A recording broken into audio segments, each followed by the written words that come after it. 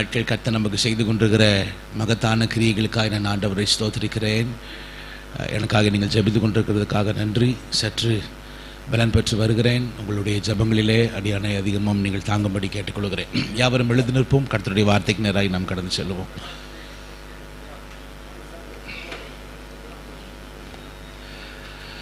அவருடைய நல்ல நாமம் மகிமைப்படட்டும்.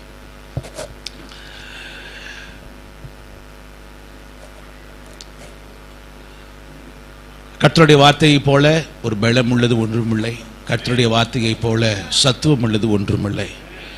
வேதம் சொல்லுகிறது, லீபனோனின் மரங்களை முறிப்பது, கேதுரு மரங்களை முறிப்பது கர்த்தருடைய வசனம் அல்லவா?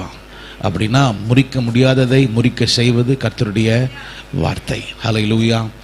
நீங்கள் நின்று கொண்டிருக்கிற நேரத்தில் உங்கள் பிள்ளைகள், வாலிப பிள்ளைகள், திருமணமாகாமல் இருக்கிற வாலிப பிள்ளைகள் அத்தனை பேரையும் இன்று மாலை 5 மணிக்கு நீங்கள் அனுப்பும்படி நான் கேட்டுக்கொள்கிறேன். நமக்கு வாலிபர் கூடுகை நமக்கு நடக்கிறது. வருகிற நாட்கள் விசேஷித்த கூட்டங்கள் மற்றும் இந்த பிள்ளைகளுக்கு என்று ஸ்போர்ட்ஸ் என்று அநேக காரியங்கள் இருக்கிறது. ஆகவே 13 வயதிலிருந்து இருக்கிற அனைத்து பிள்ளைகளையும் வாலிபர் கூட்டத்திற்கு இன்று மாலையிலே நடக்கிற 5 மணி கூட்டத்திற்கு உங்களை பிள்ளைகளை நீங்கள் அனுப்பும்படி நான் கேட்டுக்கொள்கிறேன். கர்த்தர் வார்த்தைக்கு நிறைய கடந்து செல்வோம். இந்த காலை நேரத்தில் வெளிப்படுத்தின புத்தகம் 3ஆம் அதிகாரம் 7வது வசனத்திலிருந்து 11வது வசனம் வரை நாம் படிக்க போகிறோம். வெளிப்படுத்தின புத்தகம் 3ஆம் அதிகாரம் 7வது வசனத்திலிருந்து 11வது வசனம் வரை நாம் படிக்க போகிறோம். இந்த காலை ஆராதனையில் கர்த்தருடைய நாமம் மகிமைப்படுவதாக. உங்கள் வேதத்தில் வெளிப்படுத்தின புத்தகத்தில் கடந்த நாட்கள் நாம் பிலடெல்பியா சபை குறித்து நாம் படித்து கொண்டு வந்தோம். கடந்த சில வாரங்கள் அதனுடைய முதற் பகுதிகளை நாம் படித்தோம். இந்த வாரமும் தேவ சித்தம் இருந்தால் அடுத்த வாரமும் இதை பற்றி நாம் படிப்பதற்கு கர்த்தர் நம் உதவி செய்வாராக. சேர்ந்து படிப்போமாக. வெளிப்படுத்தின புத்தகம் 3ஆம் அதிகாரம் 7வது வசனத்திலிருந்து 11வது வசனம் வரை நாம் யாவரும் சேர்ந்து நாம் படிக்க போகிறோம். சேர்ந்து படிக்கலாமா? 1 2 3. பிலடெல்பியா சபையின் தூதனுக்கு நீ எழுத வேண்டியது என்னவெனில், பரிசுத்தம் உள்ளவரும் சத்தியம் உள்ளவரும் தாவீதின் திறவுகோலை உடையவரும் ஒருவரும் திறக்கக்கூடாதபடிக்கு பூட்டுகிறவருமாய் இருக்கிறவர் சொல்லுகிறதாவது, உன் கிரியைகளை நான் அறிந்திருக்கிறேன். உனக்கு கொஞ்ச பலன் இருந்தும் நீ நாமத்தை மறுதலியாமல் கை கொண்டபடினாலே இதோ திறந்த வாசலை உனக்கு முன்பதாக வைத்திருக்கிறேன், அதை ஒருவனும் பூட்ட மாட்டான். இதோ தங்களை யூதர் என்று பொய் சொல்லுகிறார்களாகிய சாத்தானுடைய கூட்டத்தாரில் சிலரை உனக்கு கொடுப்பேன். இதோ அவர்கள் உன் பாதங்களுக்கு முன்பாக வந்து பணிந்து நான் உன் மேல் அன்பா இருக்கிறதை அறிந்து கொள்ளும்படி செய்வேன். என் பொறுமையை குறித்து சொல்லிய வசனத்தை நீ காத்து கொண்டபடியினால் பூமியில் குடியிருக்கிறவர்கள் சோதிக்கும்படிக்கு பூச்சக்கரத்தின் மேலெங்கும் வரப்போகிற சோதனை காலத்திற்கு தப்பும்படி நானும் உன்னை காப்பேன். 11வது வசனம், இதோ சீக்கிரத்தில் வருகிறேன், ஒருவனும் உன் கிரீடத்தை எடுத்து கொள்ளாதபடிக்கு உனக்குள்ளதை பற்றி கொண்டு இரு. பரிசுத்த பிதாவே, இந்த கால நேரத்தில் நீர் எங்களோடு பேசுவீராக. எங்களோடு கர்த்தர் நீர் உம்முடைய அனுகிரகத்தை எங்களுக்கு காண்பிப்பீராக. இந்த நாட்கள் உடைய வார்த்தையை நாங்கள் தியானித்து அதன்படி நடப்பதற்கு தேவ ஆவியானவர் எங்களுக்கு நீர் உதவி செய்வீராக. ஆண்டவரே, இங்கு சபை ஆராதனையில் இருக்கிற ஒவ்வொருவரையும் மட்டுமில்லாமல் வலைத்தளத்தில் கேட்கிற ஒவ்வொருவரையும் கர்த்தர் நீர் தொடுவீராக. எங்கள் வாழ்க்கையை மாற்றுகிற வல்லமை உம் வசனத்தில் உண்டு. அதையே நாங்கள் பிடித்துக் கொள்கிறோம். இயேசுவின் நாமத்தில் ஜெபிக்கிறோம் நல்ல பிதாவே. அமரும்படி நான் கேட்டுக்கொள்கிறேன். Be seated in the house of the living God. சந்தோஷமா இருக்கணும். சத்தத்தை வைத்து ஆமென் சொல்லுங்க பார்க்கலாம். சத்தமா சொல்லுங்க பார்க்கலாம். ஆமென்.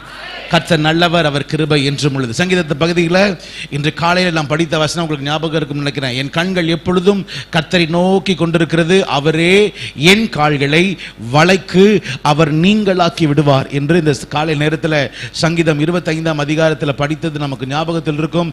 நான் நம்புகிறேன், நான் விசுவாசிக்கிறேன், வருகிற வாரத்தில் கர்த்தர் உங்களை சத்துரு வைத்திருக்கிற சகல வலையிலிருந்து உங்கள் நீங்களாக்கி உங்கள் பாதங்களையும் உங்களையும் சிக்க விடாம கர்த்தர் தப்புவிப்பார். நம்புறவங்க நல்ல சத்தத்தை உயர்த்தி ஆமென் சொல்லுங்க பார்க்கலாம். இன்னொரு முறை சொல்லுங்க ஆமென். இன்னொரு முறை சொல்லுங்க பார்க்கலாம். ஆமென். கடந்த சில வாரங்களாய் நாம் வேதத்தில் பிலடெல்பியா சபையை குறித்து நாம் பேசிக்கொண்டு வருகிறோம். கர்த்தர் அந்த வார்த்தையிலிருந்து அந்த சபையிலிருந்து அநேக காரியங்களை கர்த்தர் பேசிக்கொண்டு வருகிறார். இந்த 7வது மாதத்தில் மிக முக்கியமான ஒரு காரியங்கள் என்னன்னா, கர்த்தர் சபையை அவர் பரிசுத்தப்படுத்துகிறார். சபையை கர்த்தர் பிரித்தெடுத்து வருகிறார். சபைக்கு கர்த்தர் தம்முடைய வல்லமையையும் தம்முடைய மகத்துவத்தையும் கொடுத்திருக்கிறார். வேதம் சொல்கிறது, இதோ நான் என் சபையை கட்டுவேன், பாதாளத்தின் வாசல்கள் அதை மேற்கொள்வதில்லை என்று தேவ வசனம் சொல்கிறது. ஆகவே சபைக்கு கர்த்தர் தம்முடைய மகிமையையும் தம்முடைய வல்லமையும் கொடுத்திருக்கிறார். ஆகவே இந்த நாட்களில் சபையின் காரியத்தை நன்கு கவனிக்கவும் கேட்கவும் கர்த்தர் நமக்கு உதவி செய்ய இந்த நாளில் நான் சொல்லுகிற காரியம் நல்லா புரிஞ்சுக்கங்க. சபைன்னு சொல்லும் பொழுது அது 3 காரியத்தை குறிக்கிறது. நம்பர் 1, தேவ சபை, விசுவாசிகளாய் நாம் கூடியிருக்கிற இந்த சபையையும் குறிக்கிறது. 2வது உங்கள் குடும்பம் என்கிற சபையையும் குறிக்கிறது. 3வது உங்க தனிப்பட்ட நபர், நீங்களே தேவனுடைய, நல்ல சத்தமா சொல்லுங்க பார்க்கலாம், நீங்களே தேவனுடைய ஆலயமாய் இருக்கிறீர்கள் என்று வேத வசனம் சொல்லுகிறது. ஆக இந்த காலை ஆராதனையிலே நம்மோடு கர்த்தர் பேசுவார். இந்த பிலடெல்பியா சபை குறித்து கடந்த நாட்கள் நான் பேசின பொழுது ஞாபகம் இருக்கும். பிலடெல்பியா சபைக்கு மாத்திரம் கர்த்தர் சில சிறப்பு அம்சங்களை கொடுத்தார், சில சிறப்பு வார்த்தைகளை கொடுத்தாராம். என்ன கொடுத்தாராம்? கர்த்தர் சொல்கிறார், இதோ நான் உனக்கு ஒரு திறந்த வாசலை வைத்திருக்கிறேன், அதை ஒருவனும் என்ன பண்ண முடியாது, பூட்ட முடியாது என்று தேவ வார்த்தை சொல்லுகிறது. ஒருவனும் அதை பூட்ட முடியாது. எந்த வாசல்? சத்தமா சொல்லுங்க பார்க்கலாம். திறந்த வாசல். கடந்த நாட்கள் நான் பேசினேன், 5 விதமான வாசல்கள் உங்களுக்காக கர்த்தர் திறக்க வேண்டிய 5 விதமான வாசல்கள். ஏன் இந்த வாசல்கள் பூட்டப்படுகிறது என்று சில காரியங்கள் எல்லாம் கடந்த நாட்களில் பேசினோம். அதை நீங்கள் ஒருவேளை மிஸ் பண்ணியிருந்தா நீங்க நம்ம சேனல்ல நீங்க போனீங்கன்னா அதுல இருக்கும். 2வது அடுத்த வாரத்தில் பேசினேன், இதோ தாவீதின் திறவுகோலை உடையவர் என்கிற வார்த்தையை பேசினோம். ஏன் தாவீதுக்கு மாத்திரம் கர்த்தர் திறவுகோலை கொடுத்தார்? ஏன் அப்படிப்பட்ட ஒரு மகத்துவம் அவனுக்கு மட்டும் கொடுத்து ஏன் அதை இந்த வெளிப்பட்ட சித்தத்தில் எழுதி வைத்திருக்கிறார்? அந்த தாவீதின் திறவுகோலை நான் உனக்கு தர்றேன்னு ஏன் கர்த்தர் அந்த சபைக்கு மாத்திரம் சொன்னார் என்று கடந்த வாரத்தில் நான் பேசினேன். இந்த காலை நேரத்தில் இதே பிலடெல்பியா சபைக்கு கர்த்தருடைய வார்த்தை இன்னொன்று சொல்கிறார். என்ன சொல்கிறார்? அது 3ஆம் அதிகாரம் 11வது வசனம். சேர்ந்து படிக்கலாமா? 3ஆம் அதிகாரம் 11வது வசனம். இதோ சீக்கிரமாய் நான் வருகிறேன், ஒருவனும் உன் கிரீடத்தை எடுத்துக் கொள்ளாதபடிக்கு உனக்குள்ளதை பற்றி கொண்டு. நீங்க மத்த சேர்ந்து படிங்க பார்க்கலாம். இதோ சீக்கிரமாய் வருகிறேன், ஒருவனும் உன் கிரீடத்தை எடுத்துக் கொள்ளாதபடிக்கு உனக்குள்ளதை பற்றி கொண்டிரு. உனக்குள்ளதை நீ பற்றி கொண்டிரு. வேதம் சொல்லுகிறது, இதோ நான் சீக்கிரமாய் வருகிறேன். அவருடைய வருகையில் வரும் பொழுது, இயேசு கிறிஸ்துவினுடைய வருகையில் வரும் பொழுது தேவன் சில காரியங்களை நம்ம இடத்துல எதிர்பார்ப்பார். அதுல ஒரு காரியம் தான், நாம் அவர் வரும் பொழுது தேவன் நம் ஒவ்வொருவருக்கும் சில கிரீடங்களை கொடுத்திருக்கிறார். அதை நீ பற்றி கொண்டிரு, ஒருவனும் அதை எடுத்துக் கொள்ளாதபடிக்கு நீ எப்படி இருக்கணுமா? மிகவும் நீ கவனமாயிரு. சத்தமா சொல்லுங்க பார்க்கலாம். கவனமாயிரு சொல்லுங்க பார்க்கலாம். இன்னொரு முறை சொல்லுங்க பார்க்கலாம். கவனமாயிரு. ஏன் இதை ஆண்டவர் சொல்லுகிறார்? ஏன் இதை ஆண்டவர் பிலடெல்பியா சபைக்கு சொல்லுகிறார்னா, இந்த பிலடெல்பியா சபையை குறித்து சில தன்மைகள் இருக்கு. இன்னைக்கு மேல நீங்க ஸ்கிரீன்ல அவங்க போடுவாங்க, அதை நீங்கள் எழுதி கொள்ளும்படி கேட்டுக்கொள்கிறேன். அநேக காரியங்கள் இருக்கிறது, அதை நீங்கள் கவனித்து எழுதி கொள்ளும்படி கேட்டுக்கொள்கிறேன். இந்த வார்த்தைகள் உங்க வாழ்க்கையில பெரிய காரியத்தை செய்யும் என்பதில் எனக்கு எந்த சந்தேகமும் இல்லை. இந்த பிலடெல்பியா சபையை குறித்து கர்த்தர் சில நன்மைகளை, சில தன்மைகளை கொடுக்கிறார். ஒவ்வொருத்தவங்களுக்கும் ஒவ்வொரு சில தன்மைகள் உண்டு.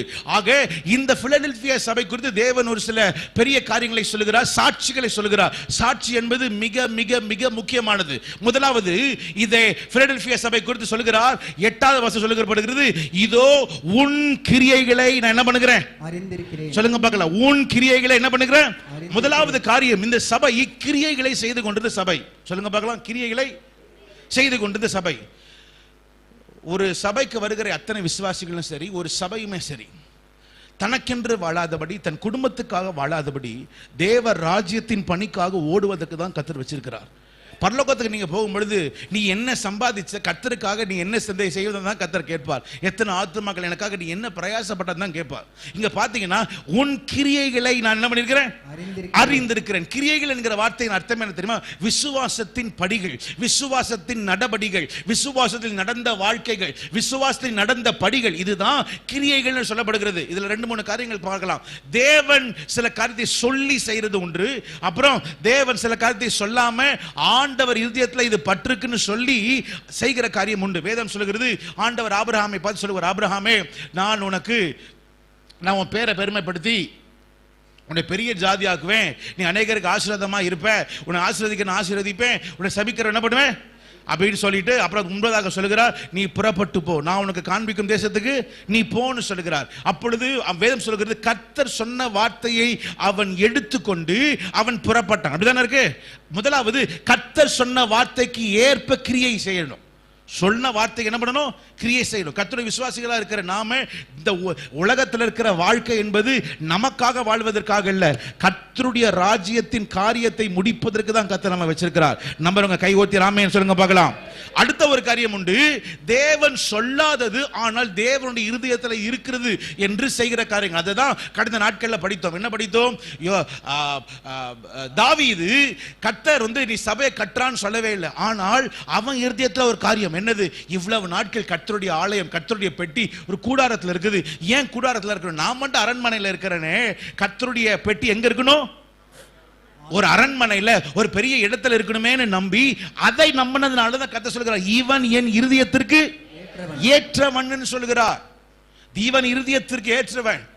கர்த்தருடைய காரியத்துல தேவன் சொல்லாம, ஆனால் இது ஆண்டவருக்கு பிடித்த காரியம், இது ஆண்டவர் விரும்புகிற காரியம்னு ஓடுகிற காரியம் தான் மிக முக்கியமான. இந்த நாட்கள்ல பாத்தீங்கன்னா இந்த 7வது மாதம் மிக முக்கியமான மாதம். நல்லா புரிஞ்சுக்கங்க. வேதம் சொல்லுகிறது, நான் ஆண்டவர் ஆபிரகாமுக்கு சொல்லுங்க, இந்த தேசத்து நீளத்தையும் அகலத்தையும் என்ன பண்ணு?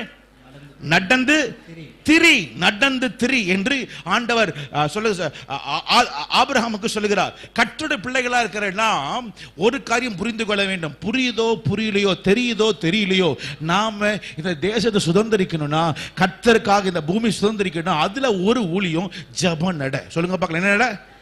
சொல்லுங்க, சத்தமா சொல்லுங்க பார்க்கலாம். ஜெப நட. இந்த 7வது மாதத்துல உங்க வீடு சுற்றி இருக்கிற இடத்துல உங்க ஒரு வீடையும் பார்த்து நீங்க ஜெபிங்க. ஆண்டவரே, இந்த குடும்பத்தார கர்த்தர் தொடுங்க, இந்த குடும்பத்தார ஆசீர்வதிங்க, இவருடைய மனக்கண்களை திறங்க. ஆண்டவரே, இந்த பிளாட்ல இருக்கிறவங்களை கர்த்தர் நீங்க தொடுங்க, இவங்களை ஆசீர்வதிங்க, இவங்களுடைய மனக்கண்களை திறங்கன்னு நீங்களும் நானும் ஜெபிக்க வேண்டிய ஒரு நேரத்தில் நாம் இருக்கிறோம். கர்த்தர் இந்த பட்டணத்தின் காரியத்தை, உங்க தெருவில் இருக்கிற காரியத்தை கர்த்தர் உங்களிடத்திலையும், என் தெருவில் இருக்கிற காரியத்தை கர்த்தர் என்னிடத்திலையும் கர்த்தர் கணக்கு கேட்பார். ஆகவேதான் கர்த்தர் இந்த உலகத்தில் வச்சிருக்கிறார். ஒரு காரியம் நான் புரிஞ்சுக்கிட்டேன், பலன் இருக்கிற நேரத்தில் என்ன பண்ணிடணும்? ஓடிடணும். கால் உடஞ்ச பிறகுதான் எனக்கே தெரிஞ்சிச்சு, சே, இன்னும் நம்ம போயிருக்க வேண்டிய காரியங்கள் தூரம். காலை சற்று பலவீனம் அடைந்த பிறகு வீட்லயே உட்காந்துருந்த பாருங்க, எனக்கா எப்படா எடுப்பாங்கன்னு. ஏன்னா கர்த்தருக்காக ஓட வேண்டிய காலம் இது. ஒரு காலம் இருக்கு, கர்த்தருக்காக நீ உட்கார்ந்து இருக்கிற காரணம். அந்த நேரம் ஓடணும் என்ன பண்ண முடியாது, நடக்க முடியாது. எப்ப முடியுதோ ஓடிக்கிட்டே இருக்கணும், நடக்க முடியுதா நடந்துகிட்டே இருக்கணும்.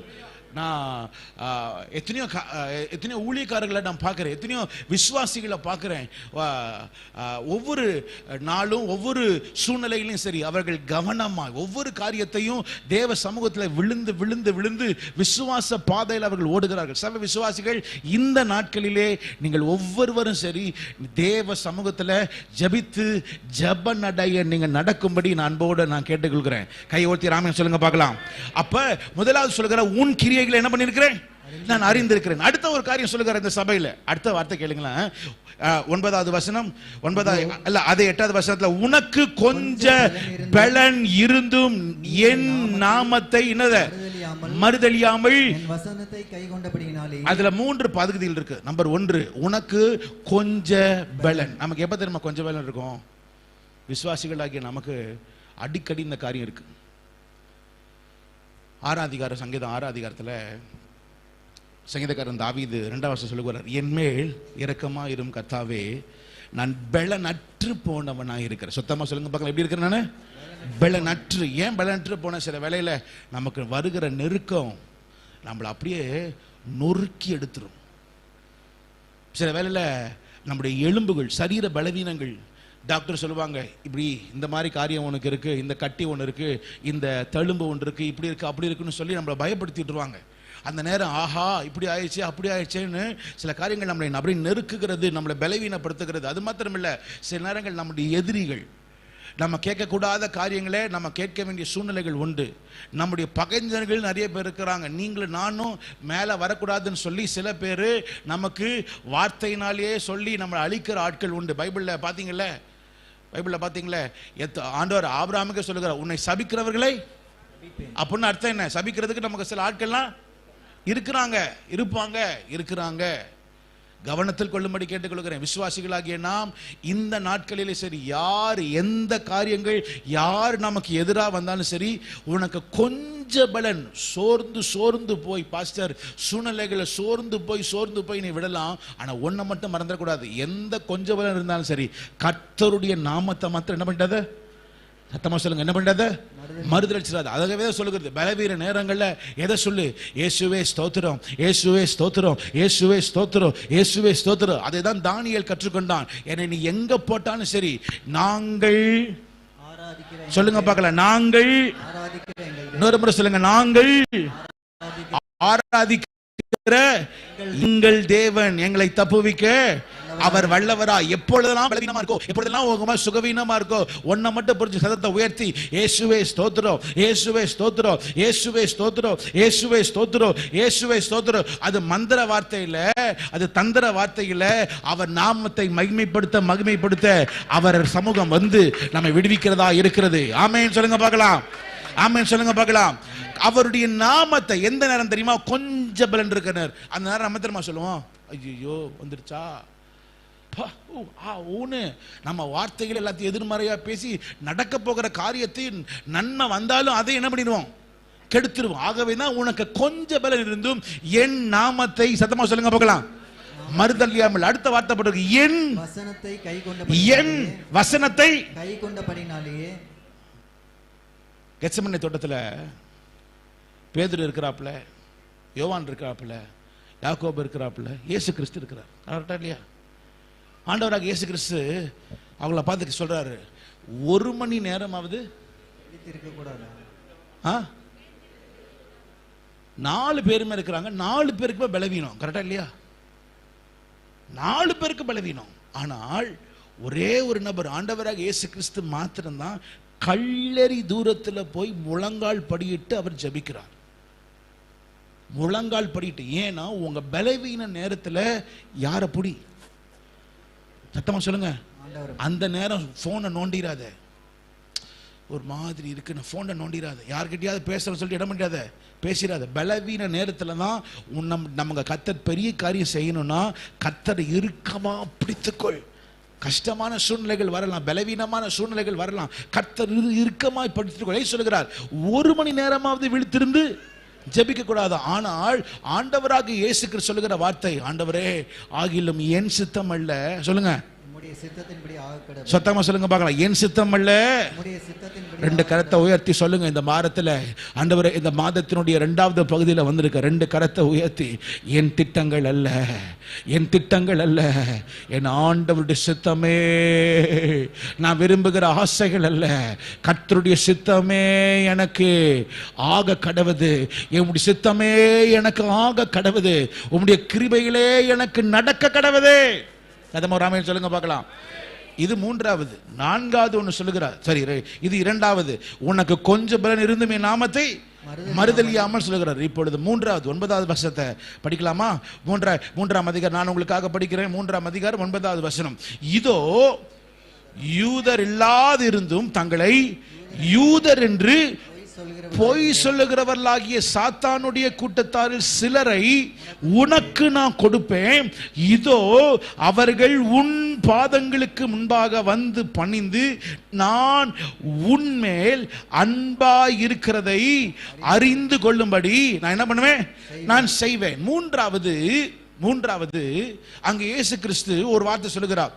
யூதர் இல்லாதிருந்தும் தங்களை என்ன சொல்லுகிறாங்க, யூதர் என்று என்னது பொய் சொல்லுகிற ஒரு கூட்டம் உண்டு. அந்த கூட்டத்திற்கு பேர் என்ன சொல்லுகிறாரு, சாத்தானுடைய கூட்டம். அப்படின்னா என்னன்னு கேட்டீங்கன்னா, அந்த நாட்கள்ல ஒரு கூட்டத்தார் இருந்தாங்க. என்னன்னா, நாங்கள் யூதர்கள், நாங்க தான் ஆண்டவருடைய ஜனங்கள். ஆகவே இந்த ஜனங்க என்ன பண்ணாங்க, இயேசு கிறிஸ்துவை சொந்த இரட்சகராக ஏற்றுக்கொண்டு கர்த்தருக்காய் வாழ்ந்த தேவ ஜனங்களுக்கு எதிராய் நாங்க தான் உண்மையான யெகோவாவுடைய தேவனுடைய பிள்ளைகளாகிய நீங்க யாரும் அதற்கு தகுதியே இல்லை என்று சொல்லி தேவனுடைய பிள்ளைகளாகிய கிறிஸ்தவர்களை இந்த யூதர்கள் துன்புறுத்த ஆரம்பித்தார்கள். இவர்களை மிகவும் கடினமான பாதையில் இவர்கள் அனுப்பினார்கள். ரோம ராஜ்யத்தின் அந்த ராஜா கிட்ட சொல்லி இவர்களுக்கு அநேக வியாதிகளையும் அநேக வியாகுலங்கள் அநேக பாடுகள் வழியில இவர்களை நடத்தினார்கள். நல்லா புரிஞ்சுங்க, பாடுகள் வழியில நடத்தினார்கள்.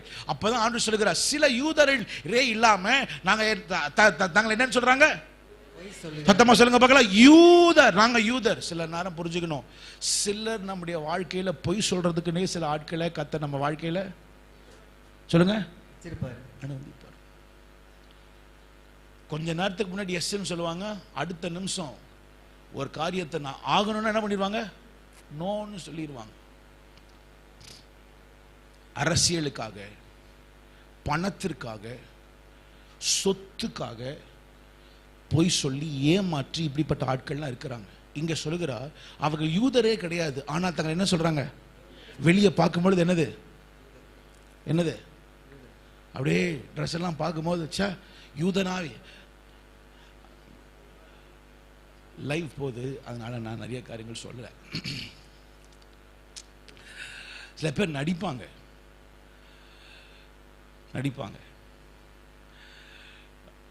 வெள்ளை கலர் ட்ரெஸ் போட்டிருக்கிறதுனால எல்லாரையும் கிறிஸ்தவர்கள் பெந்தகோஸ்தே ஆளு கர்த்தருடைய பிள்ளைகளையும் நம்பிராத, எல்லாரையும் நம்பிராத. அதே போல காக்கி கலர் ட்ரெஸ் போட்டிருக்கிறதுனால எல்லாரும் சன்னியாசின்னு நம்பிடாத, நம்பிராத. சில பொய்யர்கள் உண்டு, கர்த்தருடைய பிள்ளைகளா இருக்கிற நமக்குமே சொல்லி. ஆகவே தான் ஆண்டவர் தெளிந்த, சொல்லுங்க பார்க்கலாம், தெளிந்த புத்தி உள்ளவர்களா இருங்கள், தெளிந்த புத்தி உள்ளவர்களா இருங்கள். தெளிந்த புத்தி. சபை விசுவாசிகள் மிகவும் கவனத்துல, நல்லதே நல்ல வழியிலே வந்தாலும் சரி, இது ரைட்டா இது ராங்கான்னு என்ன பண்ணுங்க, சோதித்து பார்த்து எடுங்க. மூன்றாவது சபையில் ஒரு காரியத்தை பார்த்தீங்கன்னா, யார் யாரெல்லாம் யூதர் என்று சொல்லி யூதர் என்று தங்களை பொய் சொல்லி கொண்டிருக்கிறார்களோ இயேசுக்கு சொல்லுகிறார், இவர்கள் அத்தனை பேரும் ஓன் காலில் வந்து விழுவாங்க. ஒரு ஆமென் சொல்லுங்க பார்க்கலாம். உங்க கையை உயர்த்தி சொல்லுங்க பார்க்கலாம், எனக்கு பகைஞரா இருக்கிறவர்களை கர்த்தர் நீ என் பட்சத்தில் கொண்டு வருவீராக. கையை உயர்த்தி ஆமென் சொல்லுங்க பார்க்கலாம். கையை உயர்த்தி சொல்லுங்க பார்க்கலாம் ஆமென். உங்க வேலை ஸ்தலத்தில், உங்க குடும்ப காரியங்களில், ஓகே, நீங்க இருக்கிற இடத்துல சில காரியங்கள் சில பேர் உங்களுக்கு எதிராகவே செய்வாங்க. ஆனால் ஒன்றை பறந்துடாதீங்க, அவர்கள் இருதயத்தையும் கர்த்தர் மாற்றி நம் பட்சத்தில் அவர் கொண்டு வருவதற்கு அவர் உண்மை உள்ளவராக இருக்கிறார். ஒருவேளை உங்க பையன், உங்க பொண்ணு, உங்க தாத்தா, சிலருடைய வாழ்க்கையில் பார்த்தீங்கன்னா மாமனார் மாமியார் இந்த காரியங்கள்லாம் பார்த்தீங்கன்னா எனக்கு எப்போ பார்த்தாலும் இவங்க வந்து எதிராகவே இருக்கிறாங்கன்னு நினைக்காதீங்க. இல்லை இல்லை, காரியத்தை மாற்றுகிற ஒரு தேவன் ஒருவர் உண்டு. கத்தமா சொல்லுங்க பார்க்கலாம் ஆமென். கத்தமா சொல்லுங்க பார்க்கலாம் ஆமென். மூன்றாவது சொல்லுகிறார், நான் இப்படிப்பட்டவர்களை நான் உன்னிடத்துல கொண்டு வருவேன். நான்காவது 10வது வசனம், இதுதான் மிக முக்கியமானது. 10வது வசனம், என் பொறுமையை குறித்து சொல்லிய வசனத்தை நீ காத்து கொண்டபடியினால் பூமியில் குடியிருக்கிறவர்களை சோதிக்கும்படியாக பூசக்கரத்தின் மேலெங்கும் வரப்போகிற சோதனை காலத்திற்கு தப்பும்படி நான் உன்னை காப்பேன். நான்காவது, உன் சோதனை, படிங்க பார்க்கலாம், கடைசி லைன்ல இருக்கும், சோதனை காலத்திற்கு தப்பும்படி நான் உன்னை என்ன பண்ணுவேன். நான்காவது வார்த்தை அந்த சபையில் சொல்லுகிறாரு, சோதனை காலத்துல தப்பும்படி நான் உன்னை காப்பேன். சுத்தமா சொல்லுங்க, எந்த காலத்துல சொல்லுங்க பார்க்கலாம். எல்லாருடைய வாழ்க்கையிலும் ஒரு சோதனை காலம் என்று உண்டு. ஒரு தேவன் நம்மை சோதிப்பதற்குன்னு ஒரு காலம் ஒன்று உண்டு. வேதம் சொல்லுகிறது, சில நாள் பின்பதாக கர்த்தர் ஆபிரகாம் என்ன பண்ணாரா, சோதித்தார். எங்க 22 அதிகாரம் 1வது வசனத்துல போறோம், கர்த்தர் ஆபிரகாம் என்ன பண்ணாரு, சோதித்தார். யோசேப்பு வாழ்க்கையில் சொல்லப்படுகிறது, கர்த்தர் சொன்ன வார்த்தை நிறைவேறும் அளவும் அவருடைய வசனம் யோசேப்பை புடமிட்டது. புடமிட்டது அர்த்தம் என்ன தெரியுமா? கர்த்தருடைய வார்த்தை சோதித்தது. யாரை சோதித்தது? யோசேப்பை. அவர் என்னை சோதித்த பின் நான் பொன்னாக விளங்குவேன். அப்படின்னா யார் சொல்றது இந்த வார்த்தைய சொல்லுங்க? யோபு. எல்லாருடைய வாழ்க்கையிலுமே ஒரு காலம் உண்டு. அது என்ன காலம்? சத்தமா சொல்லுங்க. சோதனை காலம்னு ஒரு காலம் உண்டு. புதிய ஏற்பாட்டிலே நாம் பார்க்கிறோம். யாக்கோபு 1:2 நீங்கள் பலவித சோதனைகளிலே அகப்படும் பொழுது உங்கள் விசுவாசத்தின் பரீட்சையானது பொறுமையை உண்டாக்கும் என்று அறிந்து அதை மிகுந்த சந்தோஷத்தோடு என்ன பண்ணுங்கள்? எண்ணுங்கள். அப்ப எல்லாருக்குமே என்ன காலம் உண்டு?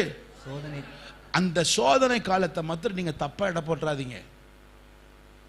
சோதனை காலத்தில் இயேசுவே இயேசுவேன்னு கூப்பிடும் பொழுது உங்களுக்கு உதவி செய்வார். ஆனால் உங்களை தப்புவிப்பாரா என்பது சந்தேகம்.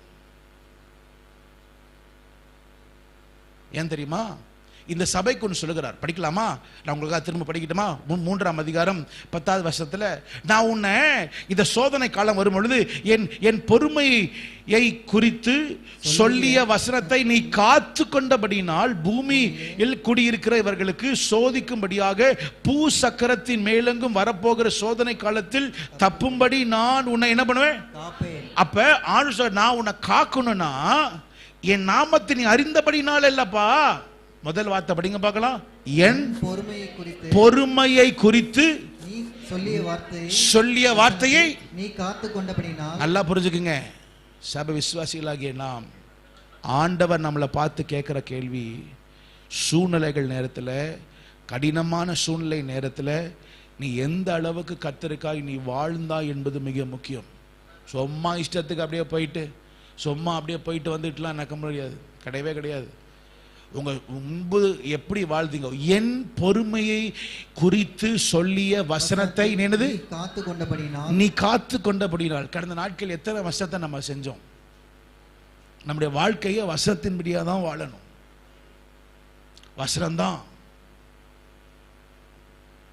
வசனம்தான்.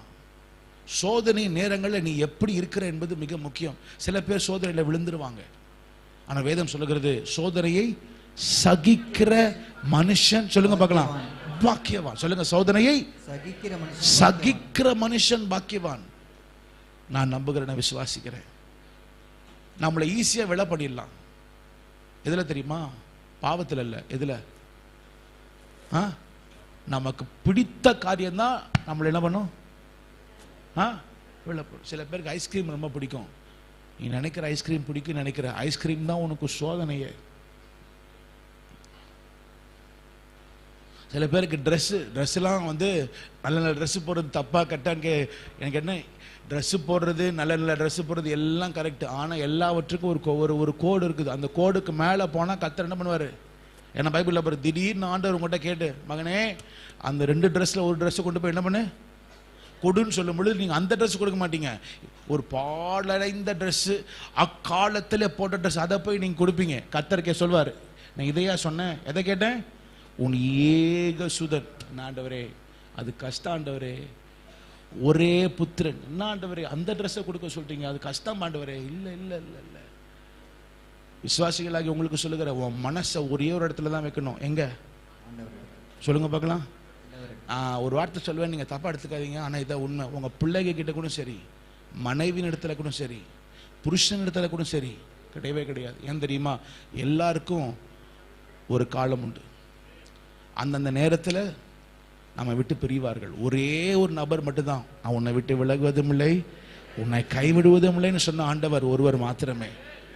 கடந்த நாட்கள் சில காரியங்கள்லாம் யோசித்து கொண்டிருந்தேன். சில காரியங்களை பார்த்து நானே சில வியப்பா இருக்கு.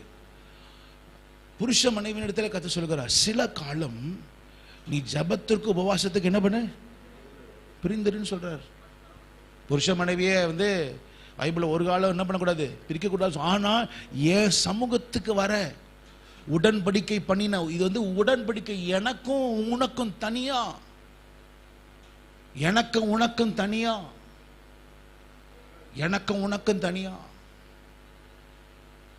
குடும்பம் குடும்பம் குடும்பம் குடும்பம் நம்ம போறது ரைட்டு தான். ஆனா அதற்கு முன்பதாக குடும்பத்தை விட மிக முக்கியமானது யாரு? முதலாவது தேவனுடைய ராஜ்யத்தையும், தேவனுடைய ராஜ்யத்திலும் முதல்ல ஆண்டவர் தான். முதல்ல ஆண்டவர் தான். ஆண்டவர் தான். இந்த சபைக்கு சொல்லுகிறார், நீ வசனத்தை காத்து கொண்டபடியினாலே. சத்தமா சொல்லுங்க பார்க்கலாம், வசனத்தை காத்து கொண்டபடி. இந்த சபையினுடைய தன்மைகள் இன்னைக்கு உங்களையும் என்னையும் கர்த்தர் ஒரு தராசில் நிற்க வச்சு நம்மளை பத்தி என்ன சாட்சி சொல்லுவார்? என்ன குறித்து கர்த்தர் என்ன சாட்சி சொல்லுவார்? நடிக்கிறான்னு சொல்லுவாரா? இல்ல இவன் ஜெபிக்கிறான்னு சொல்லுவாரா? இல்ல அவன் பேசுவான் ஆனா செய்ய மாட்டான்னு சொல்லுவாரா? அப்பப்ப செய்வான்னு சொல்லுவாரு. என்ன பார்த்து? உங்களை பார்த்து ஆண்டவர் என்ன சொல்லுவாரு? ஞாயிற்றுக்கிழமை விசுவாசி. ஞாயிற்றுக்கிழமை கூட கிடையாது, 2 மணி நேரம் விசுவாசி. அப்படிதான் இருக்கு. தெரியல என்னது அப்படின்னா என்னது? 9:30 மணி ஆன 9:15 ஆன உடனே டான் எதை பார்ப்பாங்க? அடுத்த டான் டான் டான் டான் டான் டான் ஓடுது. ஒரு நாள் கூட சொல்றேன், நான் சொல்றது 2 மணி நேரம் 2.5 மணி நேரம் தான். இப்படிதான் இருக்கு சில காரியங்கள்லாம். சபை விசுவாசிகளுக்கு சொல்லுகிறேன், இல்ல இல்ல, கர்த்தர் உங்களை என்னையும் சோதித்து பார்க்கும் பொழுது சுத்த பொன்னாய் விளங்க கர்த்தர் உதவி செய்யணும். கையை ஓத்தி ராமே சொல்லுங்க பார்க்கலாம், அத்தமா சொல்லுங்க பார்க்கலாம். ஆமே. இந்த சபைக்கு தான் சொல்லுகிறார், இதோ நான் சீக்கிரமாய் வருகிறேன். படிக்கலாமா? 3ஆம் அதிகாரம் 11ஆம் வசனம். இதோ நான் சீக்கிரமாய் வருகிறேன். சொல்லுங்க பார்க்கலாம், இதோ சீக்கிரமாய் வருகிறேன். நான் வருகிற கத்த சித்தம் இருந்தால் வருகிற நாட்களில் நான் உங்களோட நான் பேசுகிறேன். இயேசு கிறிஸ்து வரும் பொழுது அவர் உங்களிடத்துல ஏன் இடத்துல பார்க்கும் பொழுது 7 காரியத்தை அவர் பார்ப்பாராம். 7 காரியம் இருந்தாதான் நம்ம எங்க போவோம்? அது ஒரு பெரிய செய்தி. நான் இது 1 நாள் எடுக்கிறேன். அதுல ஒரு காரியம் தான். படிக்கலாமா? இதோ நான் சீக்கிரமாய் வருகிறேன், ஒருவனும் உன் கிரீடத்தை எடுத்துக்கொள்ளாதபடி. அப்படின்னு அர்த்தம் என்ன? உன் தலையில உன் உடம்புல உனக்கென்று என்ன இருக்கு? கிரீடம் இருக்கு. ஒரு கிரீடத்தை நான் உனக்கு தந்திருக்கிறேன். அந்த கிரீடத்தை ஒருவனும் என்ன பண்ணக்கூடாது? நான் வரும் பொழுது அந்த கிரீடம் எங்க இருக்கணும்? உன்கிட்ட இருக்கணும். சரி, பைபிள் அநேக கிரீடங்கள் இருக்கு. 2 விதமான கிரீடம் இருக்கு. ஒன்று பரலோகத்தில் நம்ம மரித்த பின்பு தேவனுடைய வருகை தாமதிக்கும் என்றால் அவரோடு நாம் எடுத்துக்கொள்ளப்படும் பொழுது பரலோகத்தில் தேவன் தருகிற கிரீடம் இருக்கு. சொல்லுங்க பார்க்கலாம், என்ன எந்த கிரீடம்? பரலோகத்தில் கத்த கொடுக்கிற கிரீடம் இருக்கு. ஒரு 5 கிரீடம் இருக்கு. ஆனா இன்னைக்கு நான் அதை பத்தி பேசல. இந்த பூலோகத்தில் இருக்கும் பொழுது சத்தமா சொல்லுங்க பார்க்கலாம், எப்ப இந்த பூலோகத்தில் இயேசு கிறிஸ்துவை அறிந்து நாம் கர்த்தருக்காக வாழும் பொழுது தேவன் நமக்கு 5 கிரீடத்தை வைத்திருக்க. இந்த கிரீடம் மனுஷன் நமக்கு கொடுக்கிற கிரீடம் அல்ல, ராஜா நமக்கு கொடுக்கிற கிரீடம் அல்ல. இந்த கிரீடம் யார் கொடுக்கிற கிரீடம்? சத்தமா சொல்லுங்க பார்க்கலாம், யார் கொடுக்கிற கிரீடம்? தேவன் கொடுக்கிற கிரீடம். இந்த பைக்ல போறவங்க ஒரு ரூல்ஸ் இருக்கு. தலைக்கு என்ன போடணும்? ஹெல்மெட் போடணும். ஏன்? ஆனா அதுக்காகவே அது விழக்கூடாதுன்னு சொல்லிட்டு என்ன வச்சிருப்பாங்க? ஒரு பெல்ட் மாதிரி கொடுத்து ஒரு இது மாதிரி கொடுத்து க்ளோஸ் பண்ணி வச்சிருப்பாங்க. ஏன்னா இது நம்ம கூடாது, விழ கூடாது. உன்னை அடிச்சதுனால விழுறது மாத்திரம் இல்ல, நீயே தலை இப்படி ஆட்டினாலும் என்ன பண்ணக்கூடாது. இதே தான் கர்த்தர் சொல்லுகிறாரு. உன் வாழ்க்கையில சில கிரீடங்களை கர்த்தர் கொடுக்கிறார். அந்த கிரீடத்தை ஒருவனும் ஒரு சூழ்நிலைகள் என்ன பண்ணக்கூடாது, எடுத்துடக்கூடாது. என்னென்ன ஒரு 5 கிரீடங்கள் சொல்லுகிறேன், மேல ஸ்கிரீன்ல போடுவாங்க, அதை நீங்கள் எழுதி கொள்ளும்படி கேட்கிறேன். முதலாவது ஒரு கிரீடம், இந்த பூலோகத்தில் வாழும் பொழுது கர்த்தருடைய பிள்ளைகளாக நமக்கு இருக்கிற கிரீடம். யாத்ராகமத்தின் புத்தகம் 29ஆம் அதிகாரம் 6வது வசனம் ஒரு படிக்கும்படி கேட்டுக்கொள்கிறேன். யாத்ராகமத்தின் புத்தகம் 29ஆம் அதிகாரம் 6வது வசனம். அவன் தலையிலே பாகையை வைத்து பரிசுத்த கிரீடத்தை சத்தமா சொல்லுங்க பார்க்கலாம். எந்த கிரீடம்? சத்தமா சொல்லுங்க. பரிசுத்த கிரீடம். இந்த பரிசுத்த கிரீடம் என்று ஒரு கிரீடம் இருக்கு. ஹோலி கிரவுன் அப்படின்னு இருக்கு, பரிசுத்த கிரீடம். இதை கர்த்தர் யாருக்கு கொடுத்தாருன்னா, அந்த நாட்களில் பைபிள்ல போட்டிருக்கு, பிரதான ஆசாரியனுடைய தலையில ஒரு கிரீடம் இருக்குமா. அது அந்த கிரீடத்துல மேல ஒன்று எழுதியிருக்குமா, என்னதுன்னா பரிசுத்தம், ஹோலி யாதா அப்படின்னு எழுதியிருக்கு. ஹோலி அப்படின்னா அதுக்கு அர்த்தம் என்னன்னா காதோஷ் அப்படின்னா என்னதுன்னா பரிசுத்தமான ஒரு காரியம், பரிசுத்தம் என்று சொல்லப்பட்டிருக்கிறது. ஏன் இதை சொல்லுகிறாருன்னா, இந்த அநேகர் வரலாம், ஆனா பிரதான ஆசாரியன் தேவ சமூகத்துக்கு வரும் பொழுது எப்படி வரணுமா? சத்தமா சொல்லுங்க. நீ பரிசுத்தமா வரணும். நீ வரும் பொழுது பரிசுத்தமா வர்றது மாத்திரம் இல்ல, உன் தலையில என்ன இருக்கணும்? எந்த கிரீடம்? சொல்லுங்க. பரிசுத்த கிரீடம் இருக்கணும். தேவ சமூகத்துக்கு நீங்களே நானும் வரும் பொழுது பரிசுத்த கிரீடம் நம்ம தலையில இருக்கணும். பைபிள் ஒன்று இருக்கு. பரிசுத்தனா அதுக்கு அர்த்தம் என்ன தெரியுமில்ல? பரிசுத்தனா காதோஷன்னு அர்த்தம். அதுக்கு அர்த்தம் என்ன தெரியுமா? பிரிக்கப்பட்டவன் அர்த்தம். சொல்லுங்க பார்க்கலாம், சொல்லுங்க பார்க்கலாம். பிரிக்கப்பட்டவன் அர்த்தம். நம்மளை அதிக இந்த உலகத்திற்கு காரியங்கள்லாம் நம்மளை ரொம்ப அதிகமாக இழுக்கும். ஒன்று மறந்துடக்கூடாது. இழுக்கிற காரியத்திற்குள்ள நீ இழுத்துட்டு போறதுக்காக இல்லை, என்னென்ன காரியம் இழுக்குதோ அதுலேருந்து என்ன பண்ணணும்? நம்ம பிரிக்கப்படணும். சொல்லுங்க பார்க்கலாம், பிரிக்கப்படணும்.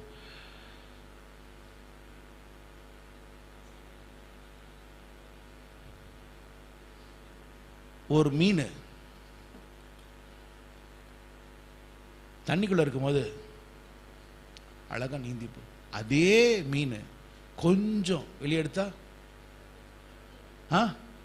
இதுதான். நீ ஆண்டவரோடு இருந்து கொண்டே இருக்கணும். கொஞ்சம் வெளியே வந்து இப்படி பார்க்குறேன்னு வந்தா நம்ம உயிர் போயிடும். அது இந்த காலத்தில் பழைய ஏற்பாட்டில் போட்டிருக்கு, பாவம் எங்கே படுத்து எங்கன்னா வாசப்படியில் படுத்திருக்குது. புதிய ஏற்பாட்டில் சொல்லுகிறார், உங்களை சுற்றி நெருங்கி இருக்கிற பாவம்னு. ஏன் பாரு, இந்த காலத்தில் சொல்கிறேன், நான் சுற்றி நெருங்கிலாம் இல்லை, எங்கே இருக்குது? நம்ம கை தோன்ற தூரத்தில் இருக்குது. அதாவது நெருங்கி இருக்குது. இப்பெல்லாம் எங்க இருக்குது? கை தோன்ற தூரத்தில் இருக்குது. முன்னாடி உலகத்தை பார்க்கறதுக்கு போவோம், இப்ப உலகமே எங்க வந்துச்சு? நம்ம கைக்குள்ள வந்துருச்சு. நம்ம கைக்குள்ள வந்துருச்சு. உலகமே நம்முடைய கைக்குள்ள வந்துருச்சு. விசுவாசிகளாகிய நாம் ஒரு காரியத்தை நீங்க புரிஞ்சு கொள்ளணும். ஒரு பரிசுத்த வாழ்க்கை. இயேசு கிறிஸ்து, நான் கேட்கிறேன், இயேசு கிறிஸ்து நம்மளை போல அவர் பாடுள்ள மனுஷன் இருந்தாரா இல்லையா? சொல்லுங்க, அவர் நம்மளை போல பாடுள்ள மனுஷன் இருந்தாரா? எவ்விதத்திலும் நம்மை போல அவர் சோதிக்கப்பட்டு பாவம் இல்லாதவராய் இருக்கிற ஒரு பிரதான ஆசாரியர் நமக்கு இருக்கிறார் என்று எபிரேயர் 4:15 பைபிள்ல 2 பேர் அன்னைக்கு சொல்றவங்க ஞாபகம் இருக்குன்னு நினைக்கிறேன். இவன் பரிசுத்தவான் அப்படின்னு சொல்லப்படுகிற 2 பேர் சொல்லுங்க பார்க்கலாம். ஏற்கனவே 2-3 வாரத்துக்கு முன்னாடி சொன்னேன். சொல்லுங்க, 3 பேர் சொன்னாங்க பரிசுத்தவான் அப்படின்னு சொல்லப்படுகிற பேர்கள். 3 பேர் யாரு சொல்லுங்க பார்க்கலாம். நம்பர் 1 எலிசா தீர்க்கதரிசி. நம்ம வீட்டுக்கு அடிக்கடி போயிட்டு வராரு. இவர் யார் தெரியுமா? இவர் ஒரு பரிசுத்தவான் அம்மா சொல்லுது. தீர்க்கதரிசின்னு சொல்லல, ஊழியக்காரன்னு சொல்ல. இவர் யாரு? ஒரு பரிசுத்தவான். 2வது யோவான் ஸ்நானனை குறித்து யார் சொல்லுகிறார்? விசுவாசிகள் சொல்லல, சீஷர்கள் சொல்லல. யார் சொல்றா? ஏரோது சொல்லுகிறார். அவர் யார் தெரியுமில்ல? யார் அவரு? ஓ பரிசுத்தவான் சொல்லுகிறார். அதே வேதத்தில் சொல்லப்பட்டிருக்குது, நீங்கள் நானும் பரிசுத்த கூட்டமாய் நாம் இருக்கிறோம் என்று சொல்லப்பட்டிருக்கிறது. சத்தமா சொல்லுங்க பார்க்கலாம். ஆமென். பரிசுத்தவான்களாய் கர்த்தர் உங்களை என்னை வைத்திருக்கிறார். அப்ப நான் ஆண்டவர் வரும்பொழுது நம்ம தலையில என்ன கிரீடம் இருக்கணும்? பாவம் செஞ்சு இந்த கிரீடம் கீழே விழுந்துச்சுன்னா, அவர் வரும் பொழுது அந்த கிரீடம் இல்லைன்னா கர்த்தர் நம்மை எடுத்துக்கொள்ள மாட்டார். முதலாவது என்ன கிரீடம்? சொல்லுமா, சத்தமா சொல்லுங்க பார்க்கலாம். சத்தமா சொல்லுங்க பார்க்கலாம். பரிசுத்த கிரீடம். 2வது ஒரு கிரீடம். ஏசாயா 28:5. ஏசாயா 28:5. ஏசாயா 28:5 படிக்கும்படி கேட்டுக்கொள்கிறேன். படிங்க, ஒரு ஆள் படிங்க பார்க்கலாம். அக்காலத்திலே சேனைகளின் கர்த்தர் தமது ஜனத்தின் மீதியானவர்களுக்கு மகிமையான கிரீடமாகவும் அலங்கார முடியாகவும் போதும். 2வது என்ன கிரீடம்? சொல்லுங்க பார்க்கலாம். மகிமையான கிரீடம். இதை யாருக்கு சொல்லுகிறார்? இதை யாருக்கு சொல்லுகிறார்? அதை யாருக்கு சொல்லுகிறார்னா, உபத்திரவத்தில் இருக்கிற ஜனங்கள். இன்னொரு முறை படிக்கலாமா? 28:5 படிங்க பார்க்கலாம். அக்காலத்திலே சேனைகளின் கர்த்தர் தமது ஜனத்தில் மீதியானவர்களுக்கு. சொல்லுங்க பார்க்கலாம். மீதியானவர்களுக்கு அப்படின்னா அநேக பாடுகள். இது இஸ்ரவேல் ஜனங்கள் வாழ்க்கையில இவங்க ஒரு சிறையிருப்புல போயிட்டாங்க. சிறையிருப்பில் போயிட்டு தம் பலனே போய், தங்கள் மொழி போய், தங்கள் இனம் போய், தங்களுக்கு உண்டான எல்லாம் போயிருச்சு. இப்ப அவங்க கையில ஒண்ணுமே இல்லை. இந்த ஜனத்துக்கு தான் கர்த்தர் சொல்கிறாரு, உன் கையில இல்லாமல் இருக்கலாம், சின்ன பின்னமா இருக்கலாம், உடைஞ்சு போயிருக்கலாம், ஆனா உன் கையில நான் ஒண்ணு தருவேன். என்னன்னா மகிமையான கிரீடம். சொல்லுங்க பார்க்கலாம். என்னது மகிமையான கிரீடம்? இன்னொரு முறை சொல்லுங்க பார்க்கலாம். அப்படின்னா அர்த்தம் என்ன தெரியுமா? மகிமையான அர்த்தம் என்ன தெரியுமா? கர்த்தருடைய செயல்னு அர்த்தம். சத்தமா சொல்லுங்க பார்க்கலாம். இன்னொரு முறை சொல்லுங்க பார்க்கலாம். கர்த்தருடைய செயல். இது மனுஷனால் அல்ல, இது கர்த்தர் கர்த்தர் மாத்திரமே. எத்தனை பேர் வாழ்க்கையில இது வரைக்கும் உங்க வாழ்க்கையில ஒரு சாட்சியை நான் பெறாம இருக்கிறாங்கன்னா, இன்னைக்கு சொல்லுகிற தேவ சமூகத்தில் ஆண்டவரே எனக்கு மகிமை வேணும்னு கேளுங்க. நம்முடைய வாழ்க்கையில மிக மிக முக்கியமானது கர்த்தர் மாத்திரம் செய்யக்கூடிய சில காரியங்கள். என் வாழ்க்கையில கடந்த 3 வருஷமா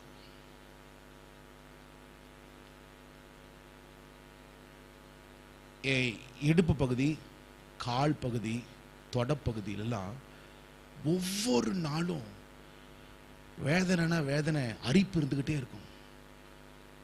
நானும் எவ்வளவோ மெடிசன்ஸ்லாம் டாக்டர்கிட்ட போவேன். ஸ்கின் அலர்ஜி, அப்படியே அப்படியே கால்லாம் வீங்கி நடக்க முடியாது, கட்டி. நான் 3 வருஷமா சொல்றேன், படாத பாடுபட்டேன். நைட்டு தூங்கவே முடியாது, வலிக்கும், பிறண்டு படிக்க முடியாது, பெல்ட் போட முடியாது, ஷர்ட் போட முடியாது. இந்த இடத்துலலாம் பஸ் இருக்கு, நடக்க முடியல. இப்படிதான் 3 வருஷமா இருந்துச்சு. நானும் பார்த்தேன், எந்த மெடிசனுமே சொல்றேன், எந்த மெடிசன் போட்டாலுமே செட்டே ஆகலை. அதை அரைச்சி போடு, இந்த எண்ணெயை போடு, ஆகும்னு சொன்னாங்க, எதுவுமே நடக்கலை.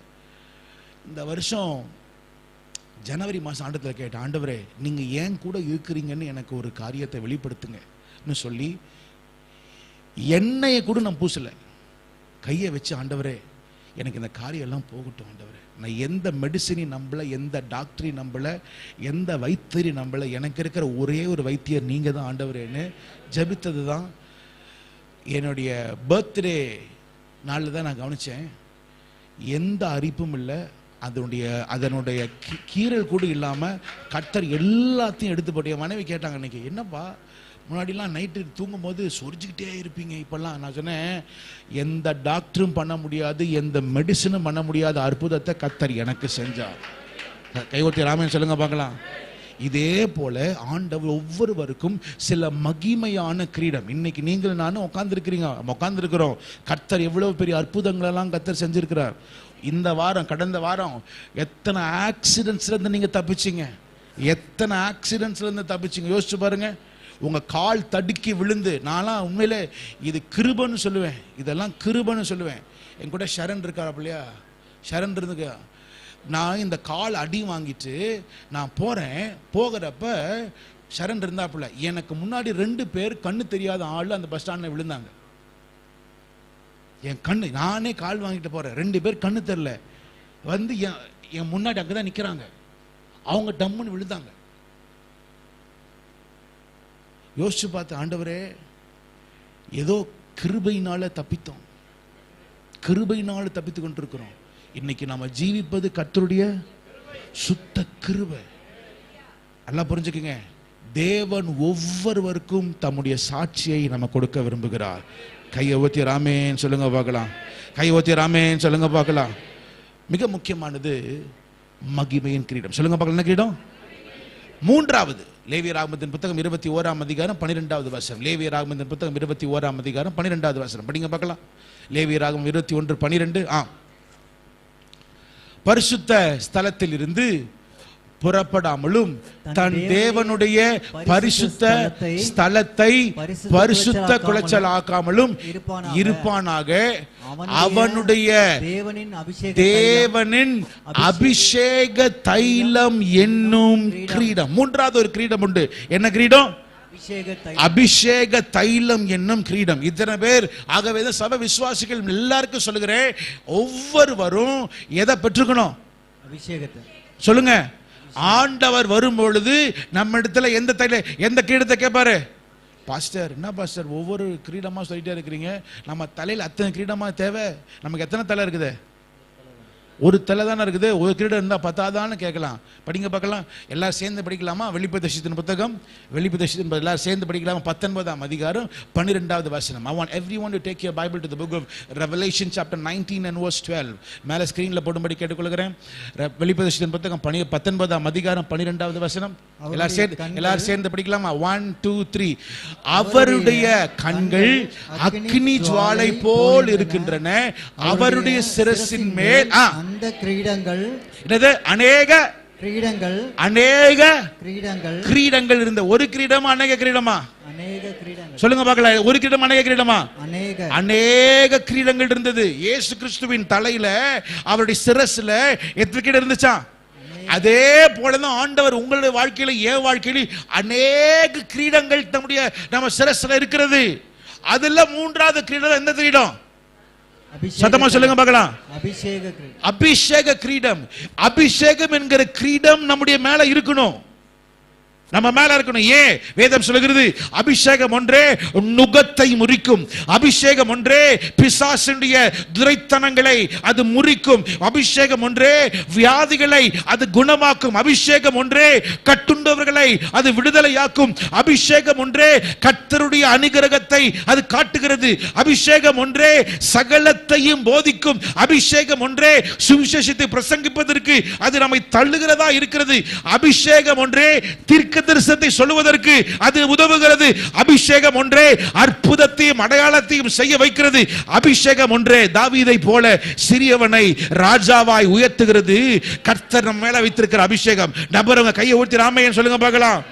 சத்தமா சொல்லுங்க பார்க்கலாம். ஆமென். ஆகவே தான் விசுவாசிகள் நீங்களும் நானும் தேவ சமூகத்தில் அந்நிய பாஷையிலையும் தேவ சமூகத்தில் முழங்கால் படியிட்டு ஆண்டவரே ஆண்டவரே ஆண்டவரே ஆண்டவரே அபிஷேகத்தை பற்பல பாஷைகள் சொல்லுங்க பார்க்கலாம். சொல்லுங்க பார்க்கலாம், என்ன பாஷைகள்? பற்பல பாஷைகளை பேசிக்கொண்டே இருக்கணும். எனக்கு பிடிச்சது பெங்களூர். நம்ம அங்கே தான் இருந்தோம். எப்படிதான் பேசுறாங்கன்னு நமக்கும் புரியல. சொன்னல, என் ஃப்ரெண்ட் அன்னைக்கு வந்து ஜோசப் போன வாரம் ஃபோன்ல பேசினாங்க. அங்கதான் இருந்திருக்கணும். ஆனா ஆண்டவர் போதும் போதும், நீ எங்க வா சொல்லு பார்க்கலாம். என் உன் ஆசை இல்லப்பா, என் சித்தத்துக்கு வா. Come to my will. I know your desire is good. பற்பல பாஷைகள் நம்முடைய வாழ்க்கையிலும் சரி, அந்நிய பாஷையிலே பற்பல பாஷைகளை பேசிக்கோ. அதனாலதான் அன்னைக்கு யார் யார் என்னென்ன சொல்றாங்களோ சரி, அந்நிய பாஷை பேசுறதுக்குன்னே தேவ சமூகத்தில் உட்கார்ந்து ஆண்டவரேன்னு போய் காத்திருக்கணுமா. பைபிள்ல போட்டிருக்கு, கர்த்தருக்கு காத்திருக்கிறவர்களுக்கு தான் என்ன கலனை சொல்லுங்க பார்க்கலாம். கர்த்தருக்கு காத்திருக்கிறவர்களுக்கு தான் புது பலன்.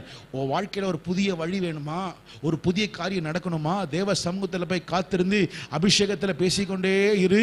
அறியாததும் புரியாததும் எட்டாததும் தெரியாததுமான பெரிய காரியங்களை அவர் செய்கிற தேவனா இருக்கிறார். கை வச்சிருக்கிறவங்க ஒழுங்கா கையை தட்டி ஆண்டவர் ஆராதி.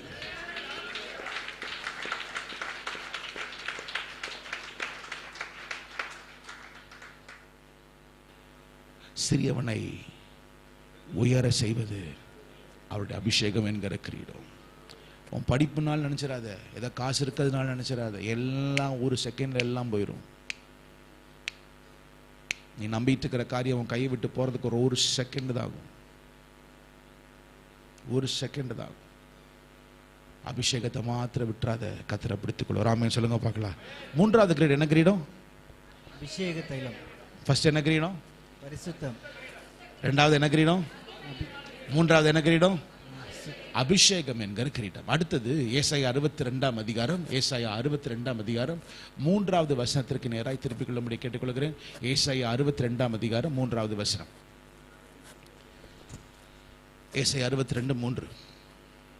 நீ கர்த்தருடைய கையில், நீ கர்த்தருடைய கையில் அலங்காரமான கிரீடமும், அலங்காரமான கிரீடம். இன்னொரு முறை சொல்லுங்க பார்க்கலாம், என்ன கிரீடம்? அலங்காரமான கிரீடம். சொல்லுங்க பார்க்கலாம், என்ன கிரீடம்? அலங்காரமான கிரீடம். அழுக்கான கிரீடம் அல்ல. என்ன கிரீடம்? அலங்காரமான கிரீடம். சபை விசுவாசிகள் அத்தனை பேரு அந்த வார்த்தையை சொல்லுங்க பார்க்கலாம். அலங்காரமான கிரீடம் சொல்லுங்க பார்க்கலாம். இன்னொரு முறை சொல்லுங்க பார்க்கலாம். அலங்காரமான கிரீடம். ஏன் தெரியுமா சொல்றேன்?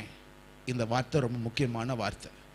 யாராக இருந்தாலும் சரி, யாராக இருந்தாலும் சரி. 62 அதிகாரத்துடைய முதல் வசனம். 62 அதிகாரத்துடைய முதல் வசனம்.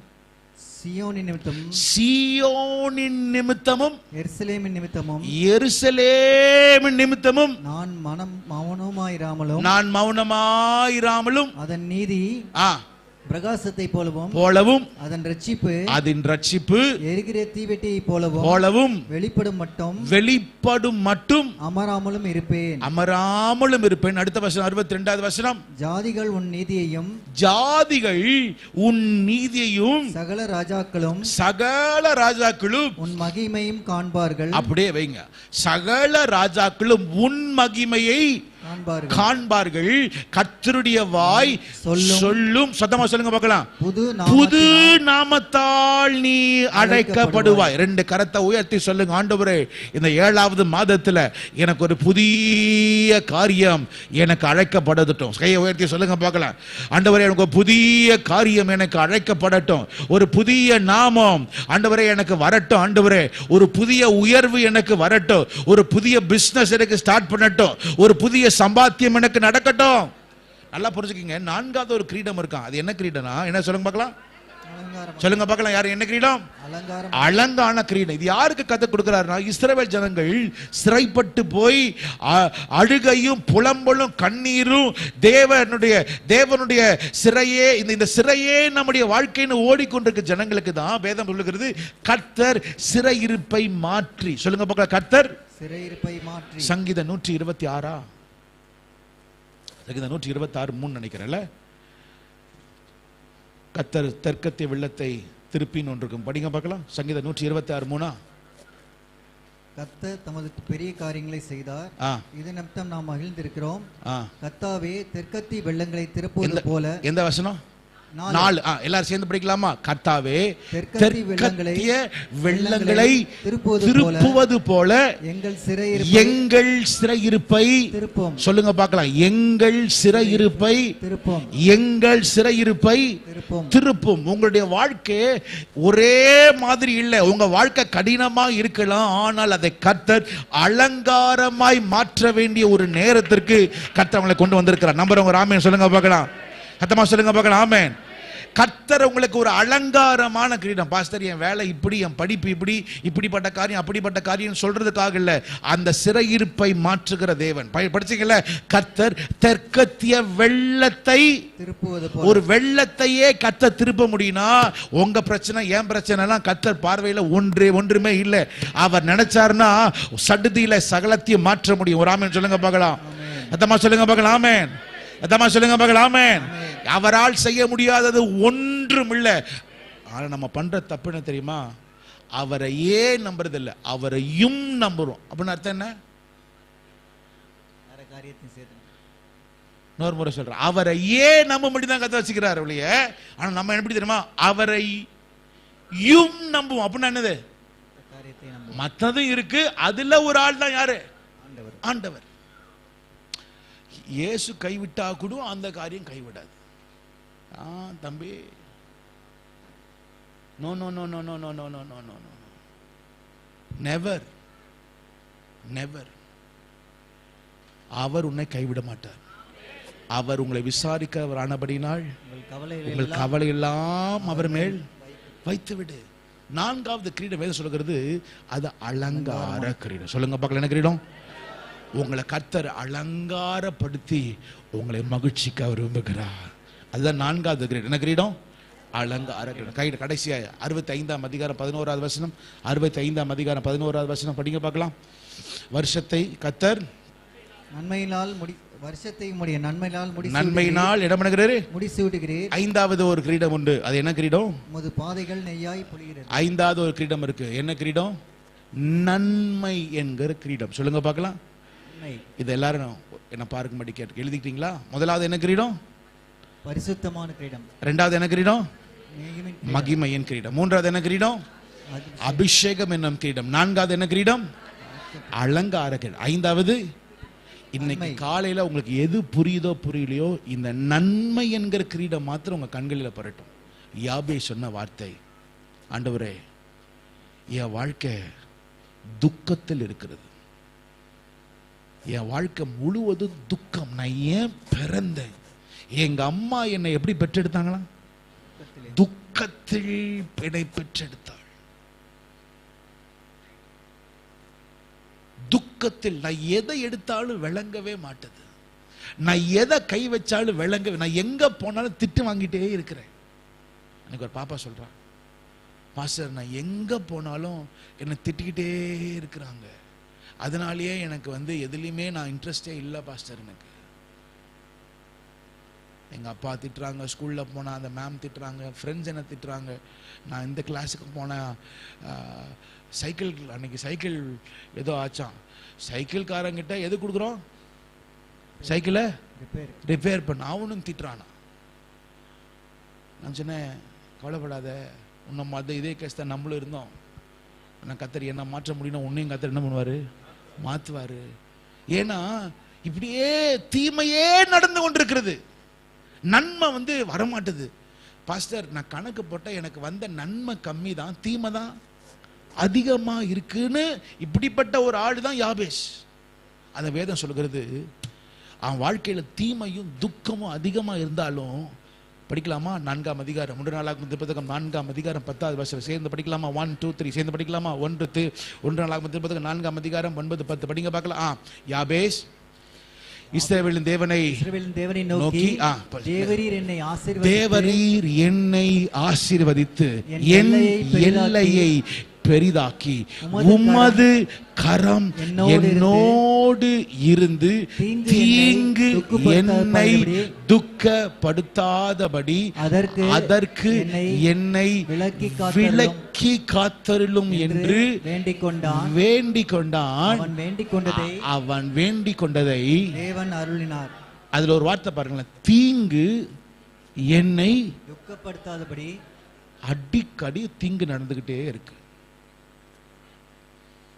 உங்களுக்கு எந்த கிரீடம் தேவை தெரியுமா? வருஷத்தை நன்மையினால் முடிசூட்டுகிற கிருபை. 5வது கிரீடம் உண்டு. என்ன கிரீடம்? நன்மை என்கிற. சத்தமா சொல்லுங்க பார்க்கலாம். நன்மை. இப்பதான் பிரசங்கத்தினுடைய முதல் பகுதியே வந்திருக்கேன். இன்னைக்கு பிரசங்கம் என்ன தெரியுமா? ஒருவனும் உன் கிரீடத்தை கொள்ளாதபடி. இது வரைக்கும் உன் கிரீடம் தான் என்ன பண்ணிட்டு இருக்கிறேன்? உன் கிரீடம், உன் தலைக்கு மேல, உன் தலையில இருக்க வேண்டிய அதை தான் பேசிட்டு இருக்கிறேன். ஆனா அடுத்த வார்த்தை சொல்லிருக்கிறது, உன் கிரீடத்தை சத்தமா சொல்லுங்க பார்க்கலாம். ஒருவனும் அதை எடுக்கிறதுக்குன்னு பிசாசு வெயிட் பண்ணிட்டு இருக்கிறான். எதை? சத்தமா சொல்லுங்க. கிரீடம். என்ன கிரீடம்? பரிசுத்தம் என்கிற கிரீடம். 2வது என்ன கிரீடம்? மகிமை என்கிற கிரீடம். 3வது அபிஷேகம் என்கிற கிரீடம். 4வது அலங்கார கிரீடம். அடுத்தது நன்மை. ஒரு 3 காரியம் மட்டும் ஒரு 2-3 நிமிஷம் சொல்லிடுறேன். நம்பர் 1, வஸ்தி என்கிற ஒரு ராணி ஒருத்தி இருந்தா. இருந்தால இல்லையா? வஸ்தி என்கிற ஒரு ராணி இருந்தா. அவ தலையில ஒரு கிரீடம் இருந்துச்சு. ஆனால் அவள் கிரீடம் அவள் தலையிலிருந்து போனதுக்கு காரணம் என்ன தெரியுமா? பெருமை. கீழ்ப்படியாமல் போனதுனால எதை இழந்தா? சொல்லுங்க பார்க்கலாம். கிரீடத்தை இழந்தா. சாதாரண காரியம். ராஜா கூப்பிடுறப்ப, புருஷன் கூப்பிடுறப்ப என்ன பண்ணணும்? வரணும், அவ்வளவுதான். என்ன பெரிய இதா? உங்க பார்வையில, என் பார்வையில சின்னதா இருக்கலாம். ஆனா கர்த்தருடைய பார்வை இந்த சின்ன காரியமோ அது பெரிய காரியமோ, கர்த்தர் சொன்ன காரியத்தை என்ன பண்ணணும்? செஞ்சுதான் ஆகணும். சில நேரத்தில் நம்முடைய கீழ்ப்படியாமையே நம்ம தலையில இருக்க கிரீடத்தை தள்ளிடும். நம்முடைய வாழ்க்கையில இருக்க கீழ்ப்படியாமையே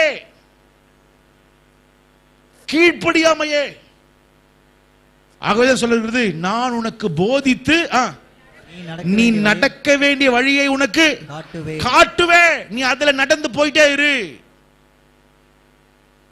பைபிள பிடிச்சதுனால அல்லேலியா தோதரம், அல்லே இப்ப புதுசா ட்ரெண்ட் எல்லாம் நடந்துட்டு இருக்கு. என்னது? அல்லேலியா சொதராம் சொதராம் சொதராம் சொதராம். ரைட் ரைட், நல்லா தான் இருக்குது. ஆனா தனிப்பட்ட வாழ்க்கையில கீழ்ப்படி தான் இருக்கிறதுலயே முதல் படி. அடுத்ததான் மத்த படிலாம். முதல் படி என்ன படி? கீழ்ப்படி. தேவன் சொன்ன வார்த்தைக்கு நீ கீழ்ப்படி. Just obey the word of God. வஸ்தி தன்னுடைய கிரீடத்தை இழந்தது காரணம் என்ன தெரியுமா? அவள் கீழ்ப்படியாமல் போனதுனால். சொன்ன நேரம் வரணும், வரல. தேவன் உன்னை இந்த ஒரு நேரம் தேவ சமூகத்தில் இருக்கணும்னு விரும்புகிறார். நீ வரல, உன் இஷ்டத்துக்கு உன் காரியத்தை நான் காரியம் வரணும்னு ஓடினா முடிஞ்சிச்சு கதை. அதனாலதான் சொல்றது 7வது மாசம் எடுங்க சகரியாவின் புத்தகம், கட்ட கட்ட எழுங்க பார்க்கலாம். சகரியாவின் புத்தகம்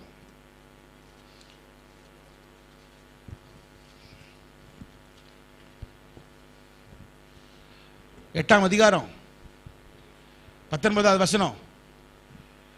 8ஆம் அதிகாரம் 19வது வசனம். 4ஆம் மாதத்தின் உபவாசம், அப்புறம் 5ஆம் மாதத்தின் உபவாசம், அப்புறம் 7ஆம் மாதத்தின் உபவாசம், அப்புறம் 10ஆம் மாதத்தின் உபவாசம். யூத வம்சத்தாருக்கு மகிழ்ச்சியாகவும் சந்தோஷமாகவும் நல்ல பண்டிகையாகவும் அது மாறி போகும். எந்த ஜனத்துக்கு? எல்லா ஜனத்துக்குமா? யூதானா யாரு? கர்த்தரை துதிக்கிறவன். தேவ சமூகத்தில் கையை தட்டிட்டு நல்லா காதுல ஒண்ணு போட்டுக்கிட்டு, இந்த செவிடெல்லாம் போடுவோம் தெரியுமா, அந்த மாதிரி போட்டுக்கிட்டு இதெல்லாம் ஆராதனையே கிடையாது.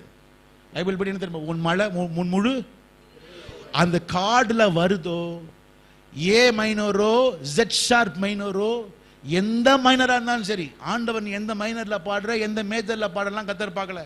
3/4 4/4 8/8 16/16 இல்லைன்னா 28/38 அதெல்லாம் கத்தர் பார்க்கறது இல்லை. உன் முழு மனதோட நீ கத்தரை நீ தொழுதுகொள். உன் வீட்டில் உட்காந்துக்கிட்டு என்னைக்கு கடைசியா வீட்டில் பாட்டு பாடுனீங்க? பாட்டு நாங்கள் கேட்போம், நாங்கள் என்ன பண்றது இல்லை, பாடுகிறது இல்லை. ஏனால் எங்கள் வீடுகளிலே யார் பாடுவார்? அந்த பாஸ்டருடைய பாடல் ஓடும், இந்த பாஸ்டருடைய பாடல் ஓடும். அவங்க எல்லாம் ஓடுவாங்க. உன் வாயிலிருந்து பாட்டு வந்துச்சா? Did it come? நம்ம வாயிலிருந்து வரணும். ராமன் சொல்லுங்க பார்க்கலாம். அதமா சொல்லுங்க பார்க்கலாமே. 7வது மாசத்துல என்னவா? இந்த மாசம் உபவாசம் பண்ணிரு, கீழ்ப்படி. அது உனக்கு சந்தோஷமும் மகிழ்ச்சியும். அடுத்த ஒரு வார்த்தை போட்டுருக்கு, பண்டிகை. சத்தமா சொல்லுங்க பார்க்கலாம். பண்டிகை. It's going to be a celebration for you. Get ready. Get ready. முதலாவது ஒரு ஆள் தன் கிரீடத்தை இழந்தது யார்? சொல்லுங்க பார்க்கலாம். யாரு? கதமா சொல்லுங்க பார்க்கலாம். வாஸ்தி. வாஸ்தி. 2வது இழந்தது யார் தெரியுமில்ல? சவுல். சவுல். சவுலை ராஜாவை வைத்தது யார் தான்? யாரு? அவங்க அப்பாவா? ஆண்டவர். ஆண்டவர். அவனை ராஜாவிலிருந்து தள்ளினது யாரு தான்? ஆண்டவர். ஆண்டவர். ஏன் தெரியல? ஒரு குறிப்பிட்ட கால வரைக்கும் சவுல் கத்தரை பிடிச்சு கொண்டான். அதுக்கப்புறம் தன் மேன்மையை அவன் காண்பிக்க ஆரம்பிச்சான். காரியம் முடிந்தது. கிறிஸ்தவருடைய வாழ்க்கையில் இருக்கிற மிகப்பெரிய கஷ்டம் என்ன தெரியுமா? தவறு என்ன தெரியுமா? ஒரு குறிப்பிட்ட காரியம் காசு வந்த பிறகு, கொஞ்சம் வந்த பிறகு ஆளே என்ன பண்ணிடுவாங்க? மாறிடுவாங்க. பேரை கூட பாருங்க, அவங்க பேரு சாந்தி. பேரு என்னமா? சாந்தி. சாந்தி.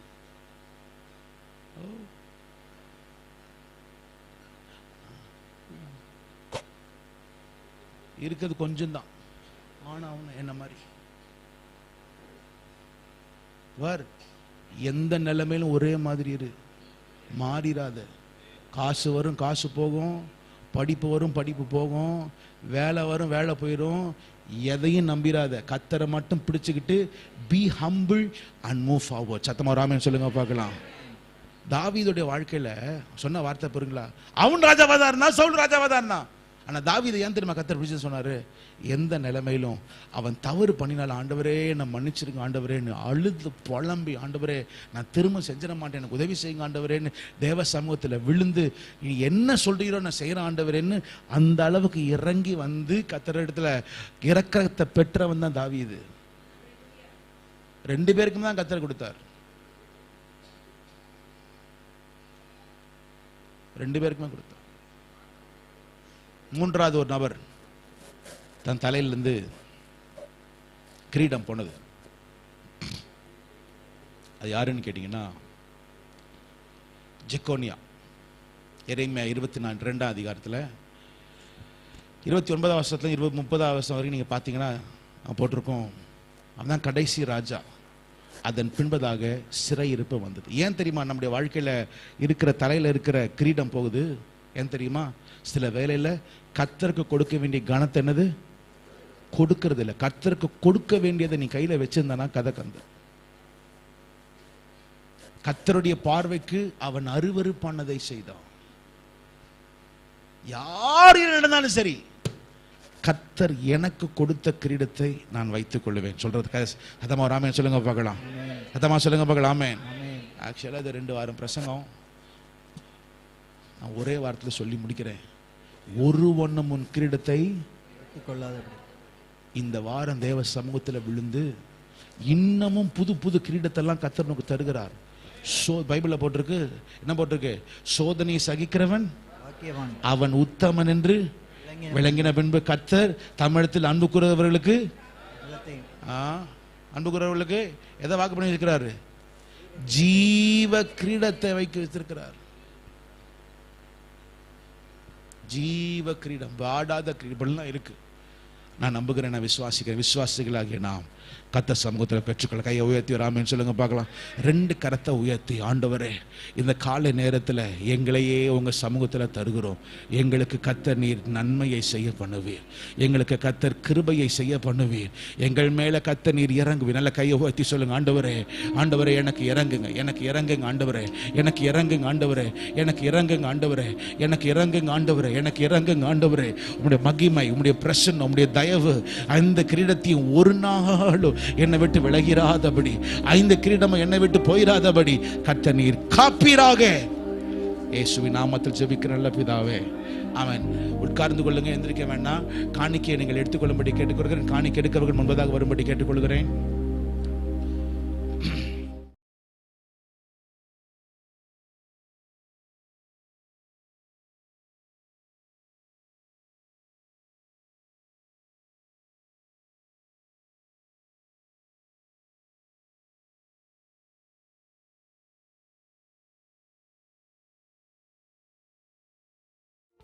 ஆண்டவராகிய இயேசு கிறிஸ்துவின் இனிய நாமத்தில் இந்த ஞாயிறு ஆராதனைக்கு வந்திருக்கிற அனைவருக்கும் அன்பின் வாழ்த்துக்கள்.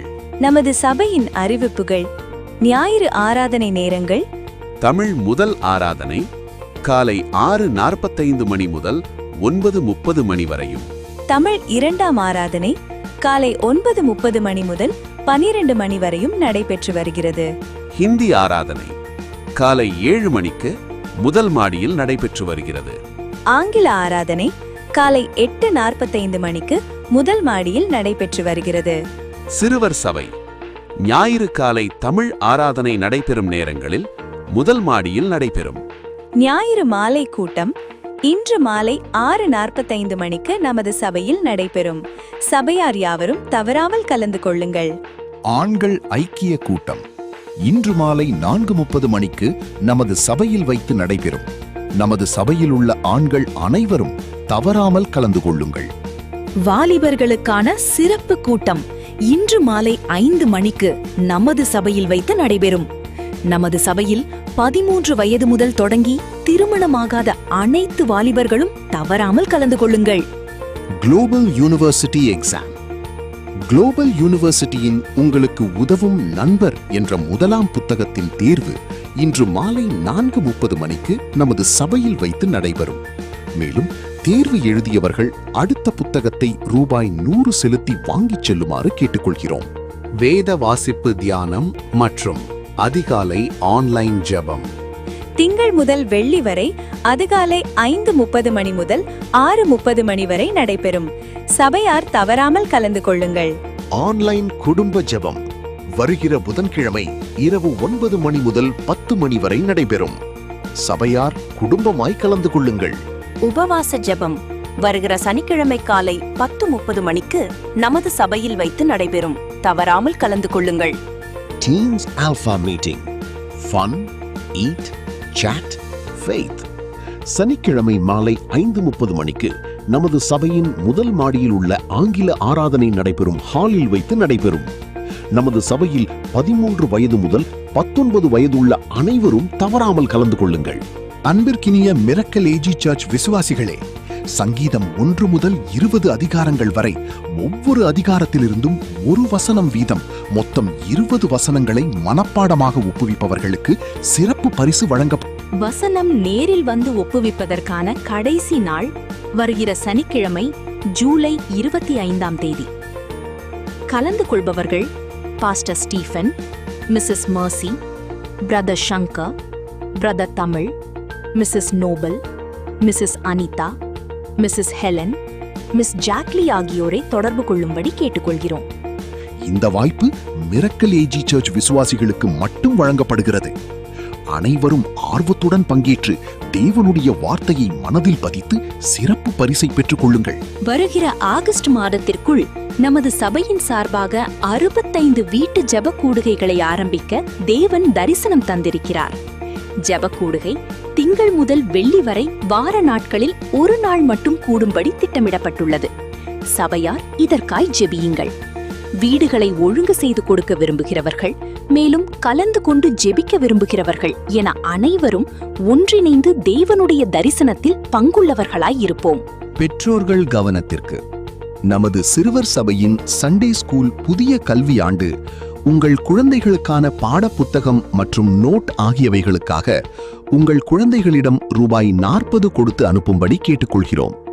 இன்று நாம் வாசித்த சங்கீதம் 25வது அதிகாரம் 12வது வசனத்தில், கர்த்தருக்கு பயப்படுகிற மனுஷன் எவனோ அவனுக்கு தாம் தெரிந்து கொள்ளும் வழியை போதிப்பார் என்ற தேவனுடைய வார்த்தையின்படி கர்த்தருக்கு பயந்து அவருடைய சித்தத்தின்படி நடக்க விரும்புகிற ஒவ்வொருவருக்கும் தேவன் தாம் செல்ல வேண்டிய சரியான வழியை போதித்து வழி நடத்துவாராக.